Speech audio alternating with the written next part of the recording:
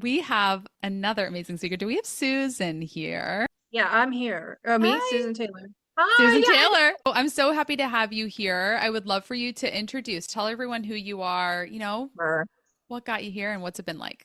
So I am a sex therapist for couples, and I specialize in helping couples get back on the same page in sex and intimacy so that intimacy can be more fun, easy, and mutually fulfilling for both of them. And my specialty is in helping couples overcome mismatched libido. So I got here late, but I saw a comment, how do you help couples stay married? I work with couples in long-term committed relationships, and I believe that what I do does help save marriages because sex is one of the areas that blows sex and money are the two areas that really can blow up a relationship. So that is what I do. I'm also the host of my own podcast series called the Sex Talk Cafe, which I've had since 2019. And I love podcasting and why so enjoyed my time with Interview Connections. I don't want it to come to an end. But yes, I love podcasting because I know that I'm really good on the one to many. Like one on one is really like where I shine. And I love podcasting because it can really feature that one on one setting, but yet you're reaching potentially hundreds or thousands of listeners and a big audience. So it's been a really great strategy for me for growing my business, growing my network, and just getting my name out there and getting more brand awareness, like what you were talking about yesterday, Jessica.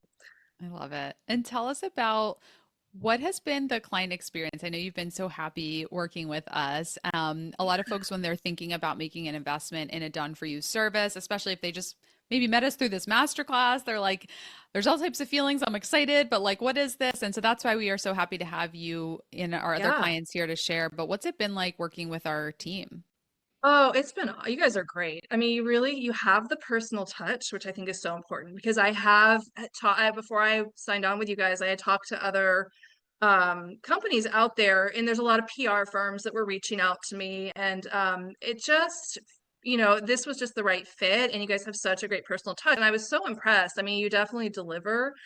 And you really do take us into consideration, like what our needs are. And there was a podcast that came through that just I didn't feel a resonance with for a number of reasons I won't get into. And you guys are really good about just sort of honoring that and really, really taking care of us. And I was so amazed too at how quickly it happened. I thought like I signed on with you guys and literally that week I got bookings. I was thinking it was going to be a little while, but like right out of the gate, I got bookings. And I think from that, part of what I was hoping too was to increase my business and visibility. I do couples retreats called the Pleasure Keys. So I created a process called the Pleasure Keys. And I do these immersions, these 3-day immersions for couples. So I was hoping to get more visibility on that.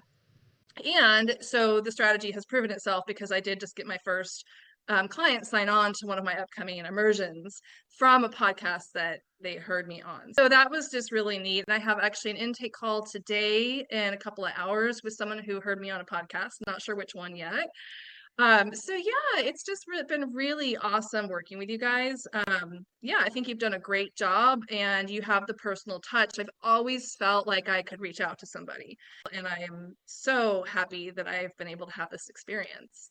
I'm so happy to hear that. So one question we had earlier that I'm sure was basically answered, but how long did it take? Because a lot of people ask like how long does it take to see an ROI? So you signed up with us, I think in like November, maybe? Yeah, the end of November.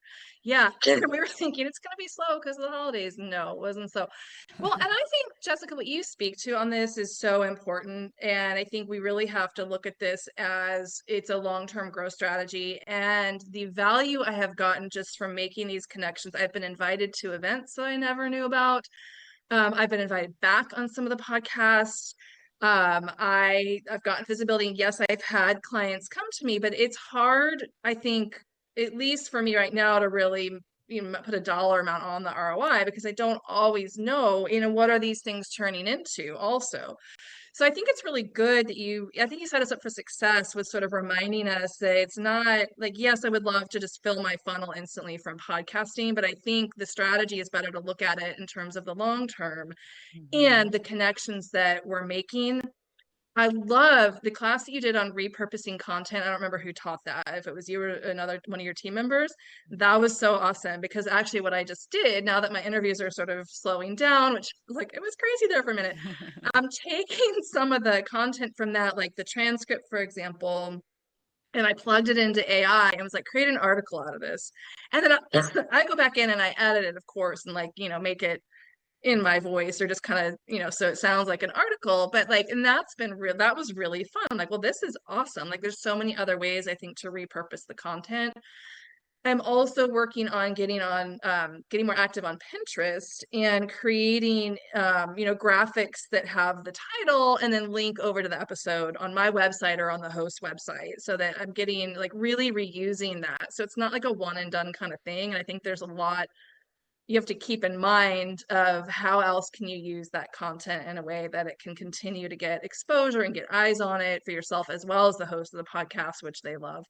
And then, over time, it's a lot of different avenues. And I think we have to have that perspective on this. So that's been the main way, I guess, for me of how to look at this and not just looking at the bottom line of how many clients did I get from that podcast.